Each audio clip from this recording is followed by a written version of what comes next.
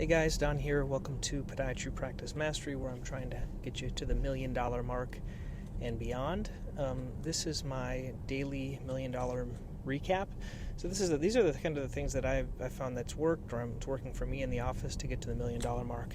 So today is a Friday that I'm recording this, and this is a day that I have a half day. So once a month we do an office meeting on Fridays. So it's usually the first Friday of the month. Staff meet, and then we doctors have a half day. So also Fridays is the day that I do my routine block. So we only see routine and diabetic patients on Friday from 8 in the morning until like 11:30. So it's a kind of a busy day. We tend to double book everyone and have so it's basically 10-minute slots. So today was a day there was 30 patients, because there was an opening that got filled. So we had 30 patients in the half day. I know it seems like a lot, but really most of them are just truly just nail care. And then, as I mentioned before, kind of the way I do it is when patients are seen, around their birthday, once a year is where I do my diabetic foot exam. So that's when I do my diabetic foot exam. So I did a few of those. Those would be my level 3 visits for the day.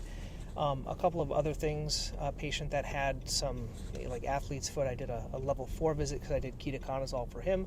So that was a way of adding an office visit to it when I'm treating something else that's going on. Another patient, he had a puncture wound. He had diabetic neuropathy, so I debrided. There was an ulcer there, debrided that, got the office visit for that.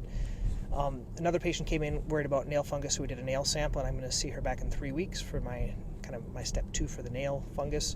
And then I'm also kind of on my routine days. These are the days that I'm fishing for Qutenza treatments. So this is something that kind of provides a pretty good reimbursement. They're expensive.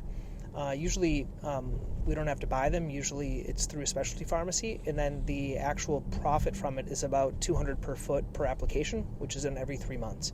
So it reimburses well. We're still kind of getting used to it, but that's kind of what I fish for now on Fridays is Qutenza. So I fished, or what that means is I have my scribe send a case to my Qutenza specialist, and she checks with the insurance and stuff like that. So that was with 2 patients today, so we'll see if those kind of go through. And then we still do those on the routine days.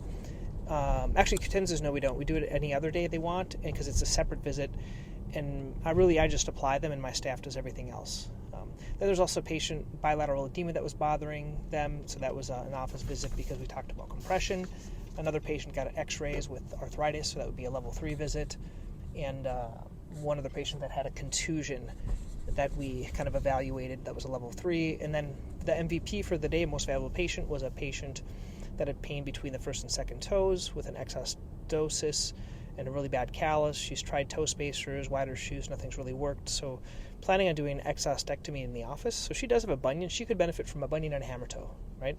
But she's not too concerned about that, and so I offered her an exostectomy. That's where you take a little stab incision, kind of shave down the bone. That's done in the office. So that will be the MVP, the most valuable patient of the day, when that is done.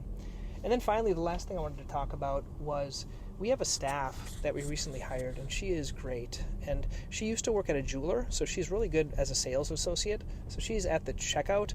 But as I was talking to her, I was thinking, she would be really good as a practice rep. Like she's confident, she's young, she's